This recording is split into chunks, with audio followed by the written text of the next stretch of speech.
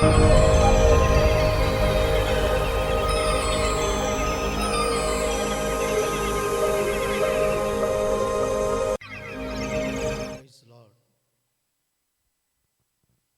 యొక్క పరిశుద్ధ నామం బట్టి మీకు అందరికీ యేసయ్య నామములో వందనాలు తెలియజేస్తున్నాను. మీరందరూ బాగున్నారా?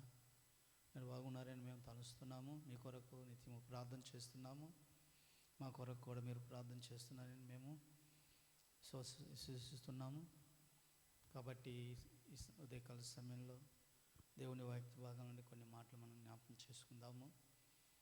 దేవుని యొక్క మాటల ద్వారా మనల్ని దేవుడు ఆదరించినట్లుగా ఈ దినమంతటా కూడా దేవుడి సన్నిధి మన మీద ఉన్నట్లుగా దేవుని మాటలో మా మాట జ్ఞాపకం చేసుకుందాము. మరి కీర్తనలో 84వ కీర్తన 4వ వచనం చదువుకుందాం. 4వ వచనం చదువుకుందాం. నీ మందిరమందు నివసించే వారందరూ ధన్యులు. ఇక్కడ మనం చూసినట్లయితే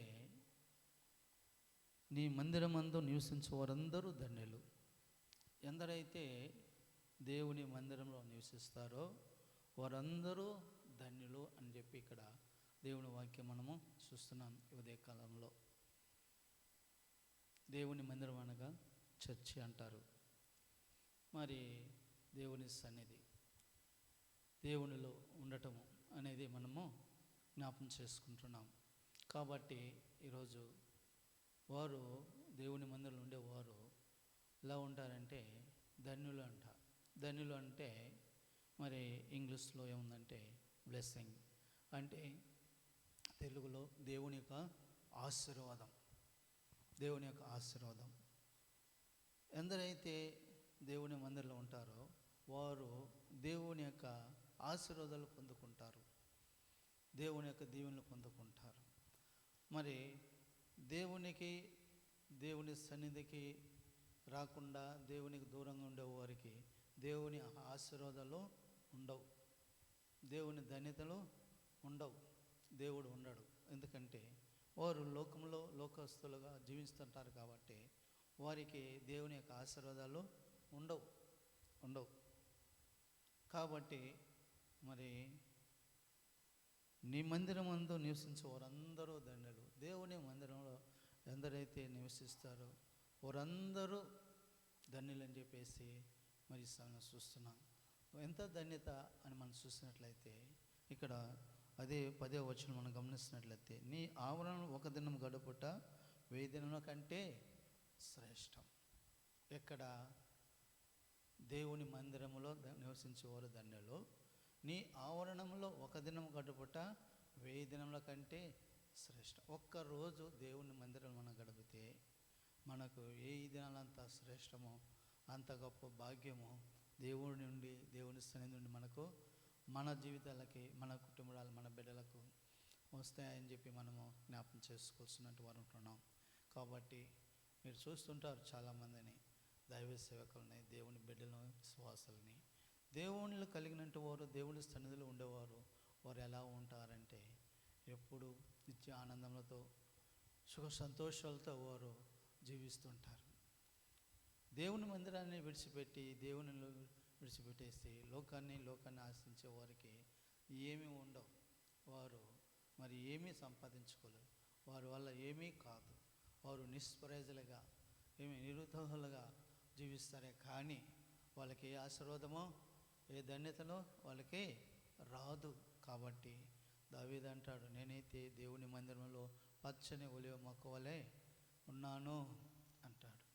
అవును, దేవుని మందిరంలో ఉండటం అనేది ఎంత గొప్ప భాగ్యమో మనము ఒకసారి ఉంటున్నాం. ఈరోజు ఉదయకాలంలో దేవుని మందిరంలో కలిగి ఉండడానికి, దేవుని స్థానం కలిగి ఉండడానికి మనకు దేవుడిచ్చిన ఎంత గొప్ప భాగ్యమో ఒకసారి ఆలోచించుకొని ఈ రోజున నుంచి మొదలుకొని ఇంకా జరగబోయే దినాల్లో, నెలలో, సంవత్సరాల్లో దేవుని మందిరంలో ఉండటానికి ఇష్టపడండి.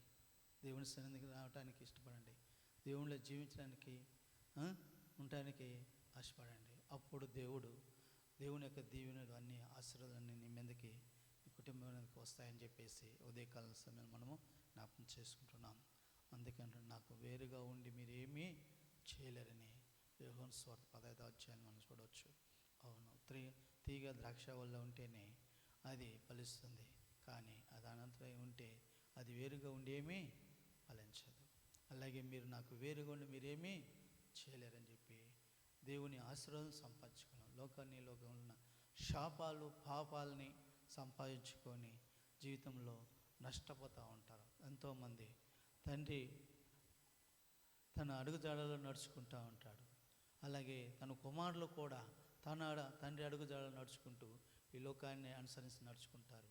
కాబట్టి వారికి ఏమాత్రము దేవుని యొక్క ఆశీర్వాదంలో రావు. ఆ కుటుంబంలో సమస్యలు, ఇబ్బందులు, కష్టాలే, బాధలే, అన్నీ సైతాను వ్యతిరేకమైన విషయాలే. కాబట్టి ప్రేమటి వాళ్ళరా, ఈ ఉదయకాల సమయంలో ఇక్కడ మనం దేవుని వాక్యం చూస్తున్నాం.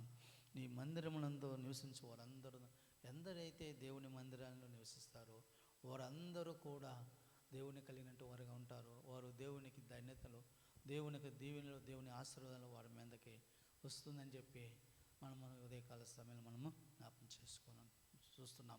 జ్ఞాపం చేసుకోవాలా. అలాగా జ్ఞాపం చేసుకొని ఈ దినం మొదలుకొని దేవుని మందిరంలో ఉండటానికి మనము ప్రయత్నం చేద్దాం. అలాగ ఉంటే ఈ మందిర ఆవరణలో ఒక దినం గడపడం 1000 దినముల కంటే కూడా శ్రేష్టం. ఎంతో శ్రేష్టమైన జీవితాన్ని దేవుడు నీకు మరి తను సిద్ధపరిచి ఉన్నాడు.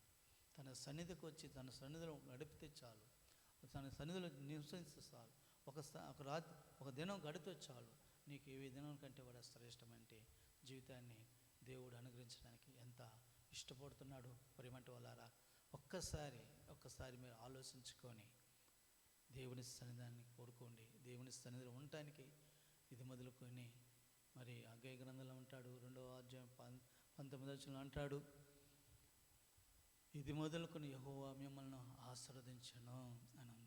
ఇది మొదలుకొని మిమ్మల్ని ఆశీర్వదించే దేవుడు మన దేవుడు. ఎక్కడ ఆశీర్వదిస్తాడంటే దేవుని మందిరంలో ఉన్నప్పుడు, దేవుని సన్నిధిలో ఉన్నప్పుడు నిన్ను ఆశీర్వదించి నిన్ను దీవిస్తాడు, నీ కుటుంబాన్ని దీవిస్తాడు. కాబట్టి ప్రయత్నం చేయండి.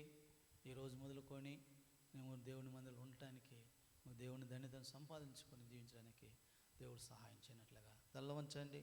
చిన్న ప్రార్థన చేసుకుందాం. ప్రేమగల తండ్రి యేసయ్య, నీకు వందనాలు. నీ మందిరంలో నివసించే వారందరూ ధన్యులు. అయినా మాకైతే ధన్యత అనుగ్రహించినందుకు నీకు స్తోత్రాలు చెల్లిస్తూ, మన వాక్యము అనేక మంది రక్షించబడటానికి, నాయన బలపడటానికి స్పందించండి, దర్శించండి. నాయన సాతాను శక్తులను లయపరచమని యేసు నామమున ప్రార్థిస్తున్నాను తండ్రి. ఆమేన్.